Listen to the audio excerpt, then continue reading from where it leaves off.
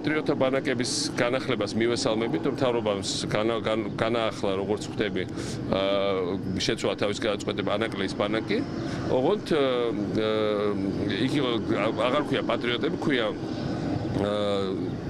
იმედის ბავშვები, ოღონდ ბავშვები ადრე წინა წლებში 20 და 22 წლის ხალხი დაყავდა იქ ისინი ბავშვები როგორ არიან არ ვიცი და ადგილობრივ ხალხს უთქვამს რომ 3000 პატრიოტა მაისური კეპკი რომ ძალიან ლამაზი კეპრები მოგვეცდოთ თუ არ გჭირდება თუ და ცივი უარი უთხრეს და გაანადგურეს პატრიოტთა სიმბოლიკა გაანადგურეს დიდი სამბით როგორც იდეოლოგიურად მავნე რაღაცა მასალა ესე იგი ქვეყნის გარეთ გვაქვს იზოლაციის საფრთხე და ქვეყნის შიგნით პატრიოტთა ბანაკების ხსენებასაც პატრიოტის სიტყვის ხსენებასაც კი ვანადგურებთ ეს ხუმრობით მაგრამ ისე რა თქმა უნდა სამწუხაროა ხა ამ სიმბოლიკასთან ბრძოლა პატრიოტის სიტყვა არ არის რომელიმე პარტიის საკუთრება ეს არის ზოგადი ეროვნული ტერმინი და საერთოდ განადგურება მოსპობა რაღაცის ცუდი ტენდენცია